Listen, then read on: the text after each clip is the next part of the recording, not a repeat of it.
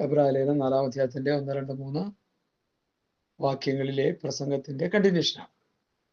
അപ്പൊ വിശ്വാസികൾ ഇന്നില്ല ഭൂമിയില്. ശ്വാസം മാത്രമേ ഉള്ളൂ, വിശ്വാസം ഇല്ല. എന്തായി വിശ്വാസം എന്ന് പറഞ്ഞ എനിക്കത് വളരെ വിചിത്രമായിട്ട് തോന്നി. രാവിലെ ഞാൻ പഠിച്ചപ്പോൾ ഞാൻ എൻ്റെ കുറവ് ദിവസത്തിൽ സമ്മതിച്ചു, കരഞ്ഞു, ഞാൻ ഏറ്റു പറഞ്ഞു, എന്നെ വിശ്വാസത്തിൽ സമ്പന്നനാക്കണം കർത്താവേ എന്ന് പറഞ്ഞു പ്രാർത്ഥിച്ച് ഏൽപ്പിച്ചു കൊടുത്ത് കിടന്ന് കരഞ്ഞു. ചുമ്മാ പറയല്ല, പോഷ്ക്ക് പറയല്ല. ഇത് വിശ്വാസമില്ലാത്ത വിശ്വാസികളെ കൊണ്ട് ഭൂമി നിറഞ്ഞു കിടക്കുക. എന്താ വിശ്വാസം? വിശ്വാസത്തിനുള്ള ഡെഫിനിഷൻ എന്ത് പറയാൻ പറ്റും നമുക്ക്? എബ്രായലേഖനം 11-ാം അധ്യായത്തിൽ വിശ്വാസം എന്നതോ ആശിക്കുന്നതിന്റെ ഉറപ്പും കാണാത്ത കാര്യങ്ങളുടെ നിശ്ചയം. അതാണ് വിശ്വാസം. പെന്തക്കോസ്തുകാർക്ക് ഇത് വിശ്വാസം തൊട്ട് തേച്ചിട്ടില്ല. പറയുന്നത് പേര് വിശ്വാസി എന്നാണ്. വിശ്വാസികൾ 20 കോടി, 30 കോടി, 40 കോടി, 50 കോടി, 800 ചില്ലുവാനം കോടിയുള്ള ലോക ജനതയിൽ എത്രയോ കോടിക്കണക്കിന് ജനം വിശ്വാസികളുണ്ടെന്നാ പറയുന്നത്. എന്ത് വിശ്വാസികൾ എന്നായി പറയുന്നേ?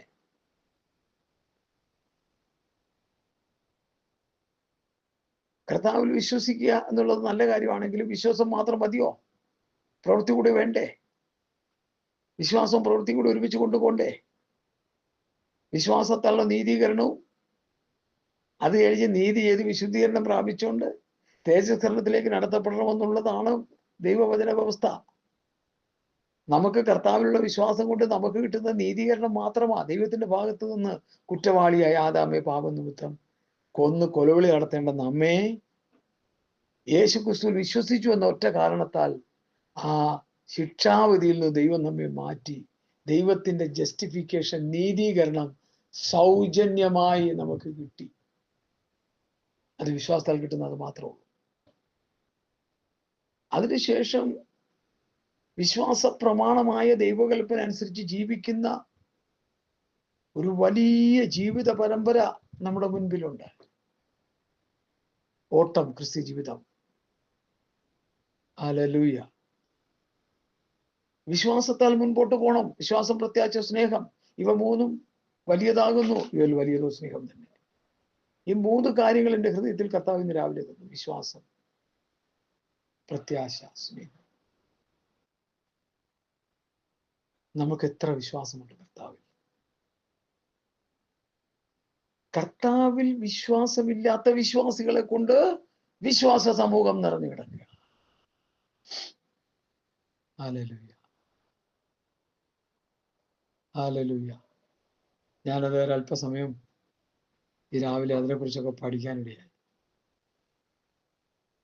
സഹോദരങ്ങളെ, എബ്രായ ലേഖനം 11-ാം അധ്യായം നിങ്ങൾ വായിച്ചു പഠിച്ചാൽ വിശ്വാസത്താൽ വിശ്വാസത്താൽ വിശ്വാസത്താൽ വിശ്വാസത്താൽ എന്ന് പറയുന്ന പദം 21ഓളം പ്രാവശ്യം ആ ഒരൊറ്റ അധ്യായത്തിൽ എഴുതി വെച്ചിട്ടുണ്ട്. വിശ്വാസത്താൽ വിശ്വാസത്താൽ വിശ്വാസത്താൽ. എന്താണ് എഴുതി വെച്ചത്? പഴയ നിയമ ഭക്തന്മാരായ വിശ്വാസികൾ വിശ്വാസത്താൽ പ്രാപിച്ചെടുത്ത അനുഭവം. പ്രിയമുള്ളവരെ ശ്രദ്ധിക്കുക, ഈ 21ഓളം പ്രാവശ്യം എബ്രായ ലേഖനം 11-ാം അധ്യായത്തിൽ വിശ്വാസത്താൽ വിശ്വാസത്താൽ വിശ്വാസത്താൽ വിശ്വാസത്താൽ എന്ന് എഴുതിയിരിക്കുക.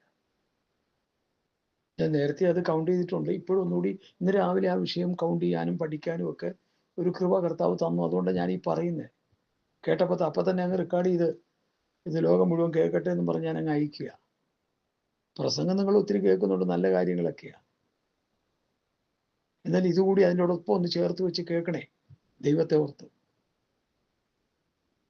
എന്തിനാണ് എബ്രായ ലേഖനം 11-ാം അധ്യായത്തിൽ വിശ്വാസത്താൽ വിശ്വാസത്താൽ എന്ന് പൗലോസ് എഴുതി പുതിയ നിയമസഭയെ പഠിപ്പിച്ചത്?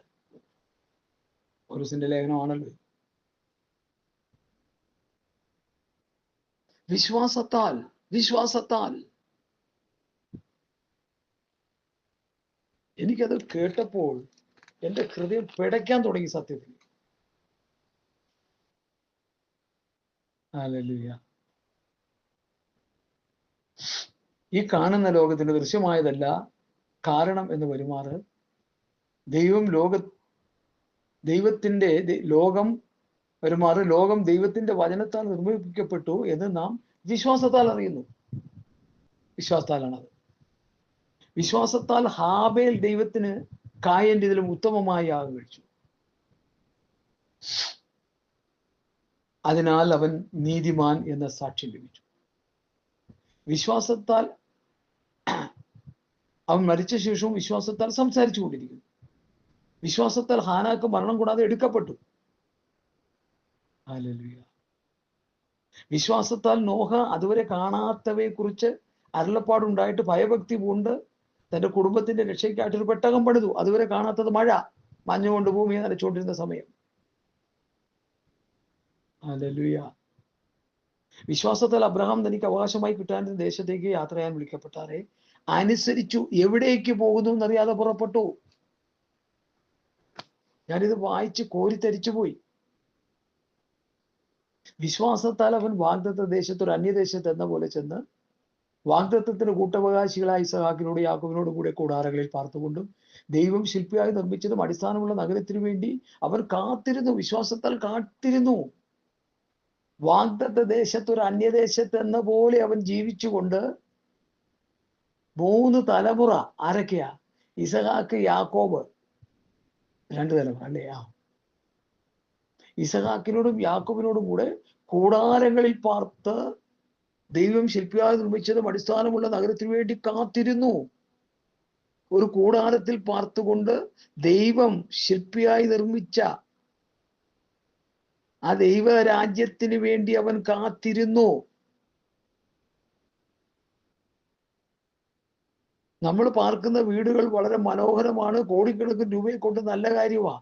അവിടെ പാർത്തുകൊണ്ട് ദൈവരാജ്യത്തിന്റെ അല്ലെങ്കിൽ ദൈവരാജ്യത്തിലെ ആ ഭവനത്തിന് വേണ്ടി നമ്മൾ കാത്തിരിക്കുന്നുണ്ടോ? ഞാൻ നിങ്ങൾക്ക് ഭവനം ഒരുക്കാൻ പോകുന്നു, ഞാൻ പോയി ഭവനം ഒരുക്കാൻ, ഞാൻ ഇരിക്കേണ്ടത് നിങ്ങളെയും വന്ന് ഇരിക്കേണ്ടത് പിന്നെയും നിങ്ങളെ എടുക്കുക ചേർത്ത്. അപ്പൊ കർത്താവ് നമുക്ക് വേണ്ടി ഒരുക്കുന്ന ആത്മീയ ഭവനം, സ്വർഗരാജ്യം, നിത്യരാജ്യം, ദൈവരാജ്യം, അതിനുവേണ്ടി നമ്മൾ കാത്തിരിക്കുന്നുണ്ടോ? എവിടെ കാത്തിരിക്കുന്നു? നമ്മൾ ഉണ്ടാക്കിയ മണിമാളികയിൽ കിടന്ന് നമ്മൾ സൂഹിക്കായിപ്പോ ദൈവം എന്നെ അനുഗ്രഹിച്ചെന്ന് പറഞ്ഞുകൊണ്ടിരിക്കുക. എന്റെ പ്രിയമുള്ളവരെ, ഇത് ദൈവാനുഗ്രഹമല്ലത്.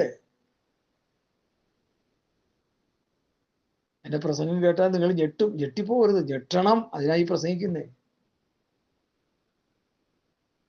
അധികം സമ്പത്ത് കിട്ടിയാൽ നീ ദൈവത്തെ ഭയപ്പെടണം. നിന്റെ നിത്യത നഷ്ടമാകാൻ സാധ്യത കൂടുതലാണ്.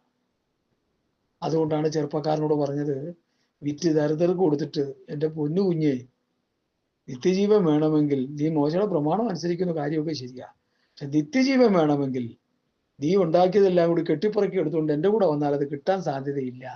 അതുകൊണ്ട് അത് വിറ്റ് ദരിദ്രർക്ക് കൊടുക്ക്. പെന്തക്കോസ്തുകാരുടെ തലയിലോട്ട് ഇത് കയറിയിട്ടില്ല. ഇതിന്റെ യാഥാർത്ഥ്യം എന്താന്ന് ഇതുവരെ. സമ്പത്ത് കുമിഞ്ഞു കൂടുന്തോറും അവർ പിറകെ ദൈവം അനുഗ്രഹിച്ചുകൊണ്ടിരിക്കുക. ഇല്ല, സാത്താൻ നിന്നെ അനുഗ്രഹിച്ചിരിക്കുക. നിങ്ങൾ എന്നോട് പൊറുക്കണം, നിങ്ങൾ എന്നെ പൊറുത്തുകൊള്ളുന്നുവല്ലോ എന്ന് 2 കൊരിന്ത്യർ ലേഖനത്തിൽ പൗലൂസ് പറയുന്നുണ്ട്.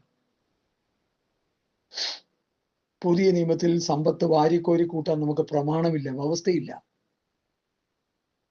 ഡിസൈപ്പിൾഷിപ്പ് ഞാൻ പഠിച്ചപ്പോൾ കർത്താവിന്റെ കൂടെ നടന്ന് വചനം പഠിച്ച ആ 12 പേരുടെ ജീവിതം എടുത്ത് ഞാൻ ശരിക്കും പഠിച്ചപ്പോൾ അവരുടെ ബയോഡേറ്റ എഴുതി വെച്ചേക്കുന്ന കേട്ട് ഞാൻ ഞെട്ടിപ്പോയി.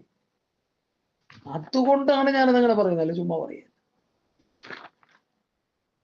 കർത്താവിന്റെ കൂടെ നടന്ന അവരോടും കർത്താവിന്റെ കൂടെ നടന്ന നമുക്കും തമ്മിൽ ഒരു സാമ്യം ഉണ്ടാകണ്ടേ? യോജിച്ചു പോകണ്ടേ നമ്മൾ തമ്മിൽ? 1 കൊരിന്ത്യർ ലേഖനം 4-ാം അധ്യായത്തിൽ അവരുടെ ബയോഡേറ്റ പറയുന്നത്, ഞങ്ങൾ ലോകത്തിനും ദൂതന്മാർക്കും മനുഷ്യർക്കും തന്നെ കൂത്തുകാഴ്ചയായി തീർന്നിരിക്കിയാൽ ദൈവ അപ്പോസ്തലന്മാരായ ഞങ്ങളെ ഒടുക്കത്തവരായി മരണവിധിയിൽ ഉൾപ്പെട്ടവരെ പോലെ നിർത്തിയെന്ന് എനിക്ക് തോന്നുന്നു. ഞങ്ങൾ ക്രിസ്തു നിമിത്തം പോഷന്മാർ, നിങ്ങൾ ക്രിസ്തുവിൽ വിവേകികൾ. ഞങ്ങൾ ബലഹീനർ, നിങ്ങൾ ബലവാന്മാർ. നിങ്ങൾ മഹത്തുക്കൾ, ഞങ്ങൾ മാനഹീനർ. കൊരിന്ത്യരോട് പറയുക. അടുത്ത വാക്യം ഒന്ന് ശ്രദ്ധിച്ചേ. ഈ നാഴിക വരെ ഞങ്ങൾ വിശന്നും ദാഹിച്ചും ഉടുപ്പാനില്ലാതെയും കൊത്തുകൊണ്ടും സ്ഥിരവാസം കൂടാതെയും ഇരിക്കുന്നു. സ്വന്തം കൈയാൽ വേല ചെയ്ത് അധ്വാനിക്കുന്നു. ശകാരം കേട്ടിട്ട് ആശീർവദിക്കുന്നു. ഉപദ്രവം കേട്ടിട്ട് സഹിക്കുന്നു. ദൂഷണം കേട്ടിട്ട് നല്ല വാക്ക് പറയുന്നു. ഞങ്ങൾ ലോകത്തിന്റെ ചവറ് പോലെയും ഇന്നുവരെയും സകലത്തിന്റെയും അഴുക്കായി തീർന്നിരിക്കുന്നു. ഈ ശിഷ്യത്വത്തിന്റെ അനുഭവത്തിലൂടെ കടന്നു പോകുന്ന എത്ര ശിഷ്യന്മാരുണ്ടിന്ന്. Go and then make disciple. പോയി ശിഷ്യരെ വാർത്തുണ്ടാക്കാനാ കർത്താവ് പറഞ്ഞത്. അണിമന്ദിരങ്ങൾ പലത് 1000, 2000, 3000, 10,000, 5000 ലക്ഷങ്ങൾ കൂട്ടിവെച്ച് ധനസമ്പാദനം നടത്തിക്കൊണ്ടിരിക്കുക ഇന്നത്തെ ശിഷ്യന്മാര്.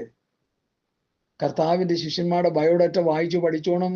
1 കൊരിന്ത്യർ 4:9 മുതൽ 12 വരെ എല്ലാ പെന്തക്കോസ്തുകാരും ഉപദേശിമാരും വിശ്വാസികളും ഇത് വായിച്ചു പഠിച്ചോണം. കർത്താവിന്റെ കൂടെ നടന്ന് അത്ഭുതങ്ങൾ കണ്ട് അടയാളങ്ങൾ കണ്ട് അപ്പം നുറുക്കി തിന്ന് ഭക്ഷിച്ച് അങ്ങനെ വേണ്ട കർത്താവിന്റെ കൂടെ നടന്ന വാത്സല്യ ശിഷ്യഗണങ്ങൾ അല്ലെങ്കിൽ ആദിമ അപ്പോസ്തലന്മാരുടെ ബയോഡറ്റയാണ് 1 കൊരിന്ത്യർ ലേഖനം.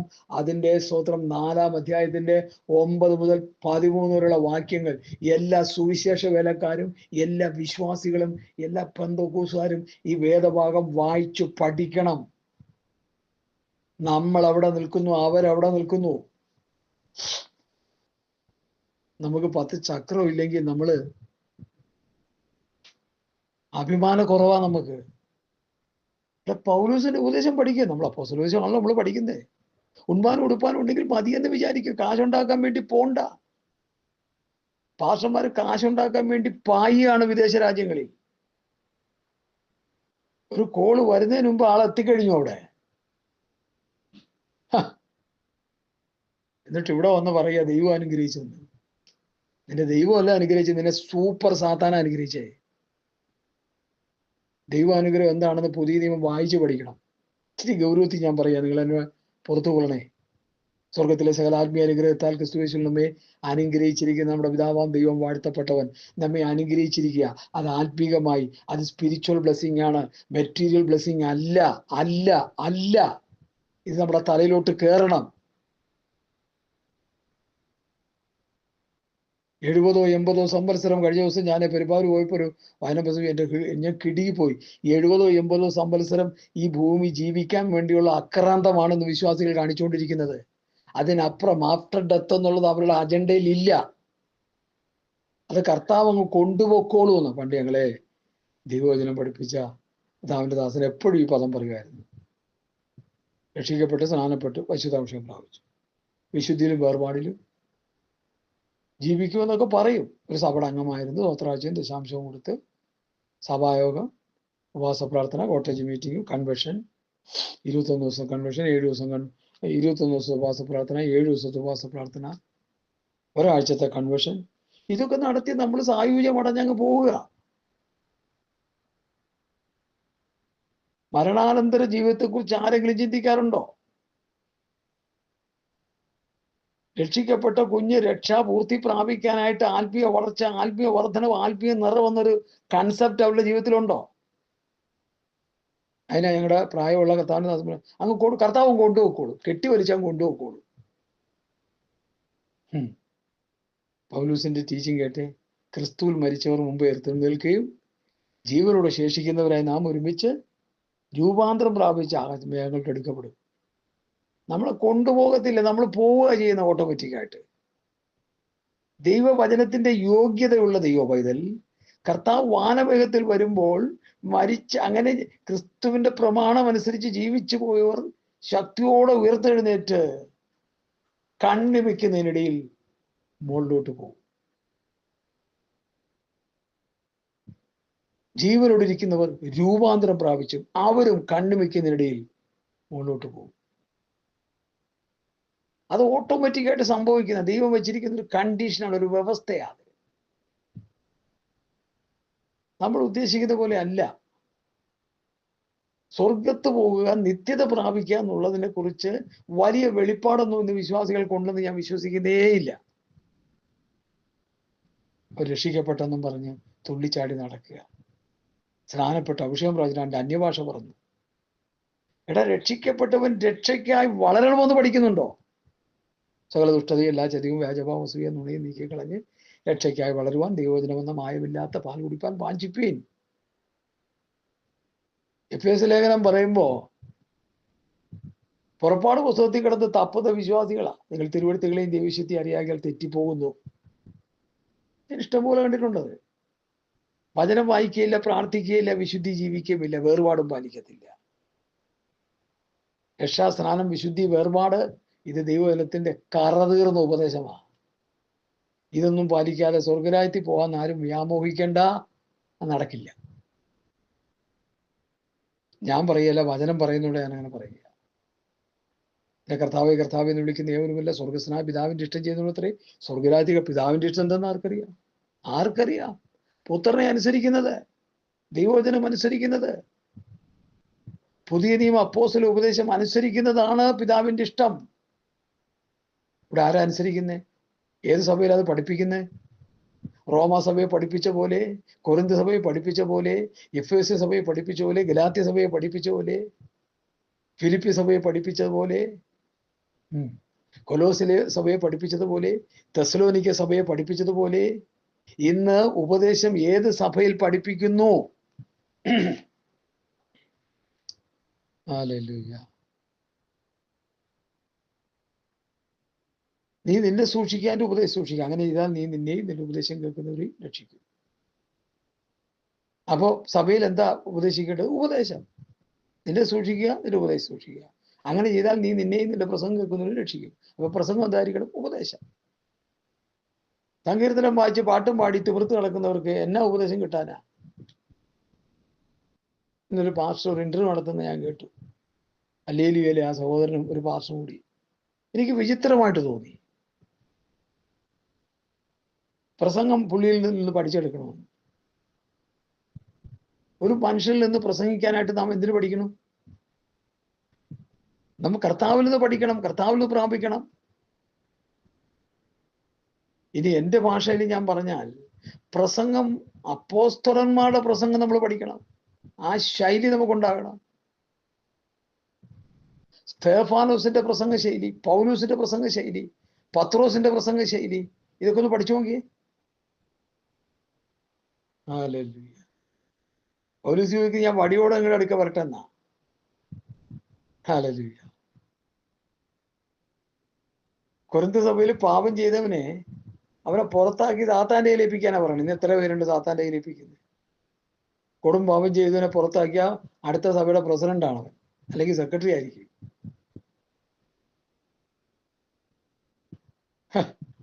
ഇത് കണ്ണാലെ കണ്ടുകൊണ്ടിരിക്കുകയല്ലേ. ഹല്ലേലൂയ. സാത്താന്റെ കയ്യിൽ ഏൽപ്പിച്ചിട്ട് മടങ്ങി വരാനായിട്ട് ദൈവം അവനെ ശോധന ചെയ്ത് ബാലശിക്ഷ നടത്തി അവനെ തകർത്ത് തരിപ്പണമാക്കി അവൻ മടങ്ങി വരാനായിട്ടുള്ള അവസ്ഥയിലേക്ക് ആഗ്രഹിക്കുന്ന എത്ര പേരുണ്ട്? പാപത്തിനെതിരെ പ്രസംഗിക്കുന്ന സഭകൾ എത്രയുണ്ട്? നിങ്ങൾ പാപത്തിന്റെ ദാസന്മാരായിരുന്നുവെങ്കിൽ നിങ്ങളെ പഠിപ്പിച്ച ഉപദേശ രൂപം ഹൃദയപൂർവ്വം അനുസരിച്ച് പാപത്തിന് സ്വാതന്ത്ര്യം പ്രാപിച്ച് നീതിക്ക് ദാസന്മാരായി. പാപത്തിന് സ്വാതന്ത്ര്യം പ്രാപിക്കുന്ന എങ്ങനെയെന്ന് പ്രസംഗിക്കുന്ന എത്ര പേരുണ്ട്? പാപത്തിൽ കിടക്കുന്നവർ എങ്ങനെയാ പാപത്തെ കുറിച്ച് പ്രസംഗിക്കുന്നത്? എനിക്ക് വിചിത്രമായി തോന്നാറുണ്ട്. പാപത്തോട് പോരാടണം, പാപത്തോട് നിർത്തിയേൽക്കണം, പാപത്തെ വിട്ട് ഓടണം, പാപത്തെ കീഴ്പ്പെടുത്തണം. 4 കാര്യങ്ങൾ ഞാൻ സാധാരണ പറയാറുണ്ട്. എത്ര പേരത് അങ്ങനെയുള്ള ഉപദേശങ്ങൾ പറയാറുണ്ട്? ഈ പാപത്തിൽ കിടക്കുന്നവർ എന്നാ പറയാനത്? വാക്യമുണ്ട് യോഹന്നാനിൽ, നമ്മൾ പാപമില്ലെന്ന് പറഞ്ഞാൽ നാം നമ്മെ വഞ്ചിക്കുന്നു. അപ്പൊ നമ്മൾ പാപം ഉണ്ടെന്നുള്ള കാര്യം ശരിയാ. അപ്പൊ അപ്പോസ്തലൻ അങ്ങനെ പറഞ്ഞെങ്കിൽ നമുക്ക് പാപം ഉണ്ടല്ലോ, പിന്നെ എന്താ കുഴപ്പം? പാപത്തെ വിട്ട് ഓടണം, പാപത്തോട് പോരാടണം, പാപത്തോട് എതിർത്ത് നിൽക്കണം, പാപത്തെ കീഴ്പ്പെടുത്തണം. അപ്പോസ്തല ഉപദേശത്തിന്റെ കാഠിന്യമായ ഉപദേശങ്ങളാണിത്. ചക്രം കിട്ടാം, ഇത് പറഞ്ഞാൽ ചക്രം കിട്ടത്തില്ല, അതുകൊണ്ടാണ് പ്രസംഗിക്കാത്തത്. ഇവിടെ ആരുടെയും കാശൊന്നും വേണ്ട നമുക്ക്. ആരെങ്കിലും സന്തോഷത്തോടെ അയച്ചിരുന്നെങ്കിൽ ഞങ്ങൾ നിരസിക്കത്തുമില്ല, അത് വേറെ കാര്യം. പൈസയ്ക്ക് വേണ്ടി പ്രസംഗിക്കുന്ന പരിപാടി ഇവിടെ ഇല്ല. ഹല്ലേലൂയ. എന്നെ കേൾക്കുന്ന പ്രിയപ്പെട്ടവരെ, ഞാൻ എന്തിനിത് പറയുന്നു? ഞാൻ ഇത്ര ദാഹത്തോടെ പറയുന്നതിന്റെ കാരണം എന്താ? ഒരു കൂട്ടം ജനം, അവർക്ക് ഈ വിശ്വാസവചനം ഉപകാരമായി വന്നില്ല, അവർ നശിച്ചുപോയി. കേട്ട വചനം അവർക്ക് ഉപകാരമായി വന്നില്ല എന്ന് പൗലോസ് പറയുന്നു. കേട്ടവരിൽ വിശ്വാസമായി പരിണമിച്ചില്ല. കേട്ട വചനം അവർക്ക് ഉപകാരമായി വന്നില്ല. അവർ മരുഭൂമിയിൽ പട്ടുപോയി. അവിടെ ശവങ്ങൾ മരുഭൂമിയിൽ വീണുപോയി. പുതിയ നിയമസഭയെ, പെന്തക്കോ സമൂഹമേ, നീ കേൾക്കുന്ന വചനങ്ങൾ, പഠിക്കുന്ന വചനങ്ങൾ ഉപകാരമായി വരണം. വിശ്വാസമായി പരിണമിക്കണം. വിശ്വാസത്തിന്റെ കാൽച്ചുവടുകൾ മുൻപോട്ട് വെച്ച് കർത്താവായ യേശുക്രിസ്തുവിന്റെ പിറകെ യാത്ര ചെയ്യണം. കർത്താവായ യേശുക്രിസ്തുവിന്റെ പിറകെ യാത്ര ചെയ്യാന്നൊക്കെ പറഞ്ഞാൽ കർത്താവായ യേശുക്രിസ്തുവിന്റെ പത്യവചനം ഭക്തിക്കൊത്ത് ഉപദേശം അനുസരിച്ച് ജീവിക്കണമെന്ന് സാരം. ജീവിച്ചുകൊണ്ടിരിക്കണം, ജീവിച്ച് ശുദ്ധീകരണം പ്രാപിച്ചുകൊണ്ടിരിക്കണം. ഹല്ലേലൂയ. വിശ്വസിച്ചുകൊണ്ട്, ഒരു വിഷയത്തിന്റെ മേൽ വിശ്വസിച്ചുകൊണ്ട് പ്രാർത്ഥിച്ച് വിടുതലെടുക്കാൻ എത്ര പേർ കഴിയും? എന്നെ കർത്താവ് അത് പഠിപ്പിച്ചുകൊണ്ടിരിക്കുക സത്യത്തിൽ. ഹല്ലേലൂയ. ഈ വിശ്വാസം എന്നുള്ള വിഷയം നമ്മൾ ഉദ്ദേശിക്കുന്ന പോലെ അല്ല എന്നുള്ളത് നമ്മൾ മനസ്സിലാക്കണം. വിശ്വാസികളാണെന്ന് പറഞ്ഞു നടന്നുകൊണ്ടൊന്നും ഒരു കഥയും ഇല്ല, ഒരു വിശ്വാസവും ഇല്ല ആർക്കും.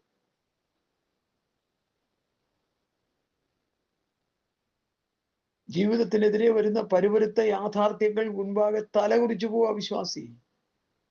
അയ്യം വിളിക്കുകയാണ് വിശ്വാസി. വിശ്വാസത്താൽ പ്രാപിക്കാൻ കഴിഞ്ഞില്ല. ഇവിടെ ഇതാ പഴയ നിയമത്തിൽ പോലും വിശ്വാസത്താൽ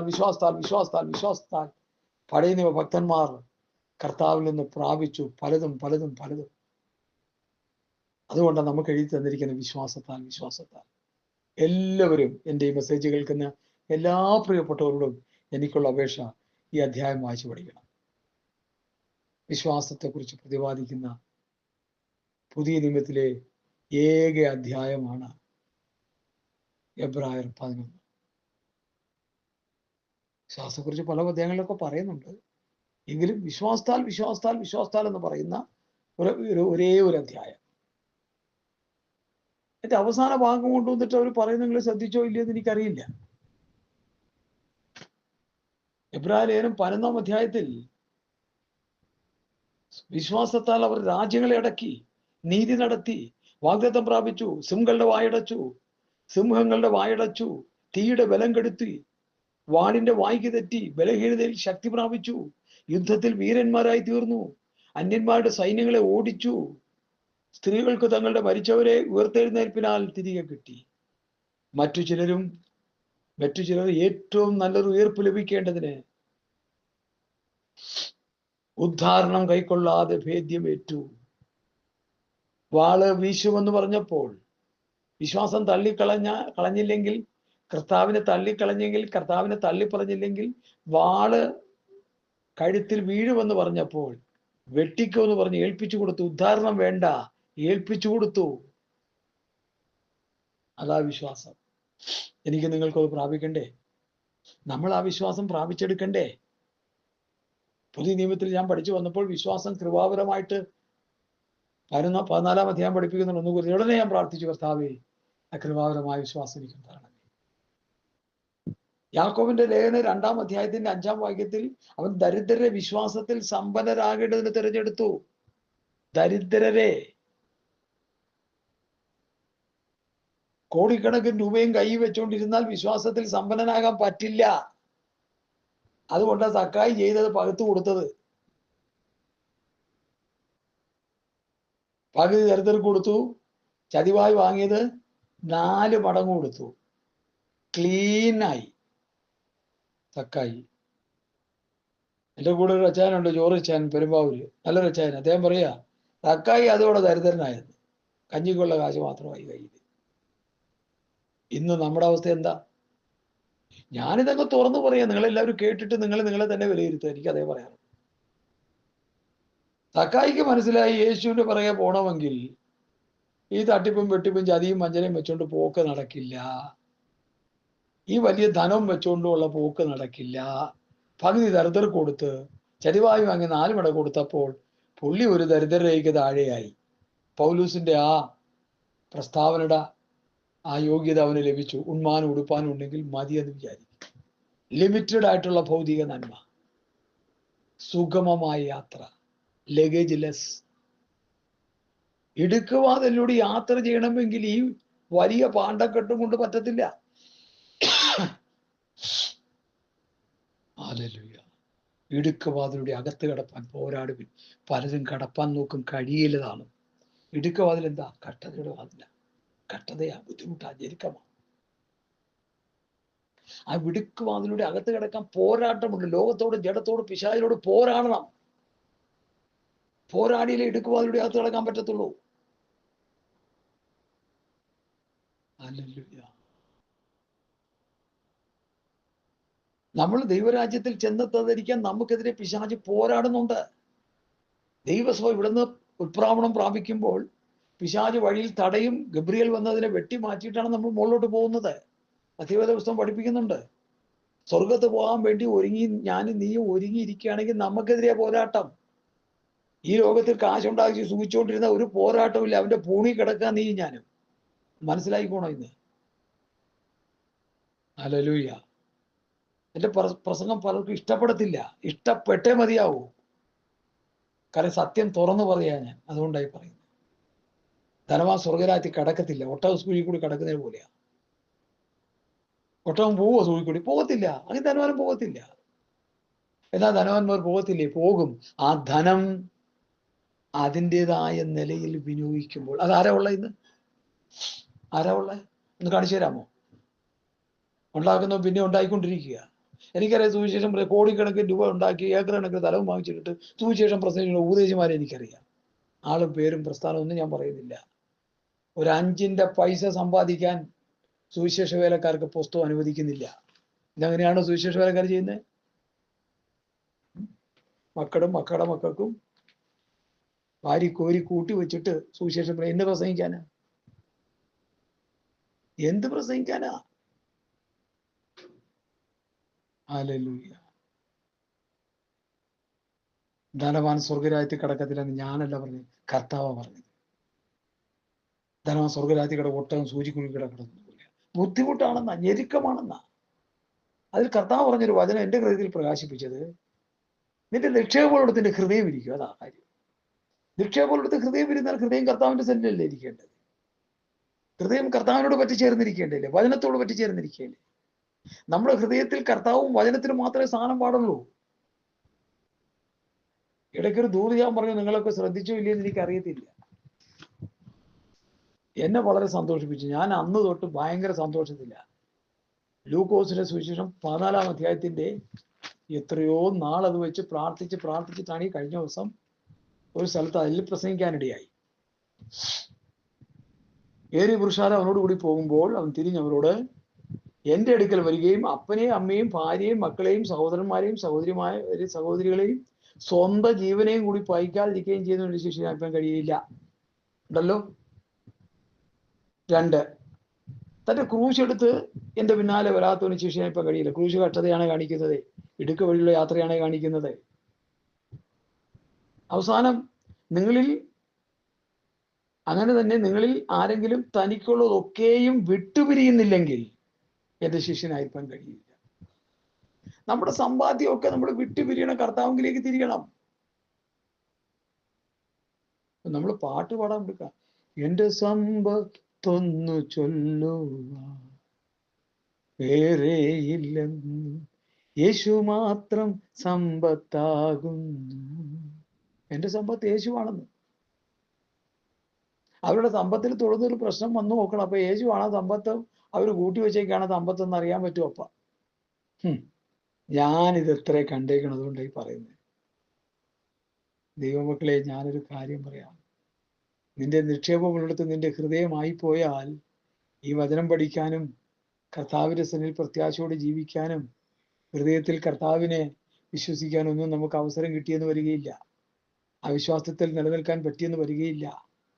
ഒരുവന്റെ നിക്ഷേപം കുമിഞ്ഞു കൂടുമ്പോൾ അവന്റെ ഹൃദയം അങ്ങോട്ട് ചായുവെന്ന് ഞാനല്ല പറഞ്ഞത്, കർത്താവാണ് പറഞ്ഞത്. നിക്ഷേപത്തിന്റെ ഹൃദയം ഇരിക്കുന്ന കർത്താവാണ് പറഞ്ഞത്. ഒരു കോടീശ്വരനാകാൻ ആഗ്രഹിച്ച് ഗൾഫിൽ പോയ ആളാണ് ഞാൻ. എനിക്കാവശ്യമായ നന്മ, ഒരു വീടും കാര്യങ്ങളും ചുറ്റുപാടും ഒക്കെ വന്ന സമയത്ത് ഞാൻ ഇനി പോരേണ്ട അവസ്ഥ വന്നു.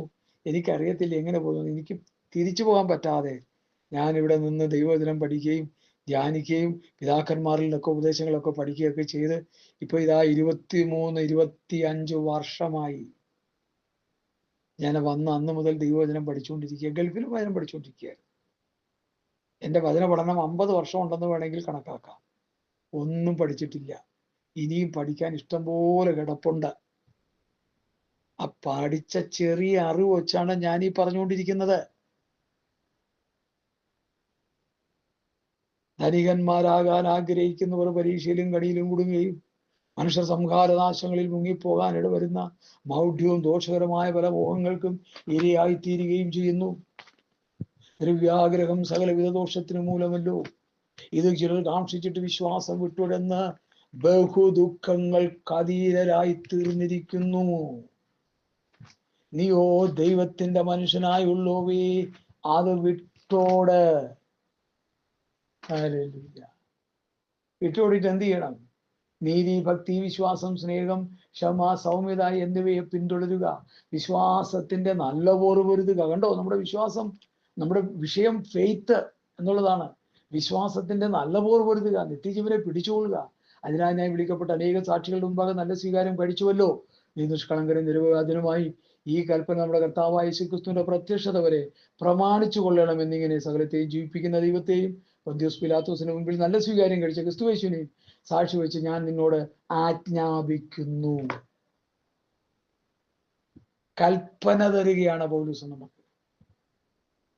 നീ ആത്മീയനായിരിക്കാം, നീ പ്രവാചകനായിരിക്കാം, ആത്മീയനായിരിക്കാം. ഞാൻ എഴുതിയ ദൈവത്തിന്റെ കൽപ്പന കണ്ടോ. 1 കൊരിന്ത്യർ 14:37-38. നീ അറിയുന്നില്ലെങ്കിൽ അറിയാതിരുന്നോ എന്നാ അവിടെ പറയുന്നു. 38 പറയുന്നു. 37 നീ പ്രവാചകനായിരിക്കും, ആത്മീയനായിരിക്കാം, ഞാൻ എഴുതിയ ദൈവത്തിന്റെ കൽപ്പന. പൗലോസ് തിമോത്തിയോസിന് കൽപ്പന കൊടുത്തു. പൗലോസ് പുതിയ നിയമസഭയ്ക്ക് കൽപ്പന കൊടുത്തു. പൗലോസിന്റെയും പത്രോസിന്റെയും യോഹന്നാന്റെയും യാക്കോബിന്റെയും യൂദയുടെയും കൽപ്പനകളാണ് പുതിയ നിയമത്തിലെ ലേഖനങ്ങൾ. ഞങ്ങൾ വാക്കിനാലോ ലേഖനത്താലോ തന്ന പ്രമാണങ്ങൾ എന്ന് പറയുന്നത്. ഇത് മുറുകെ പിടിച്ചുകൊള്ളണം. ഫെയ്ത്ത് എന്ന വിശ്വാസ വിഷയത്തെക്കുറിച്ച് ഞാൻ പിന്നെയും ചില കാര്യങ്ങൾ കൂടി പറഞ്ഞു ആ മെസ്സേജ് തീരത്തുള്ളൂ. ഇന്ന് രാത്രി വചനത്തിനു മുമ്പാകെ നമുക്ക് നമ്മെ തന്നെ ഒന്ന് സമർപ്പിക്കാം. ഹല്ലേലൂയ. സ്തോത്രം, സ്തോത്രം.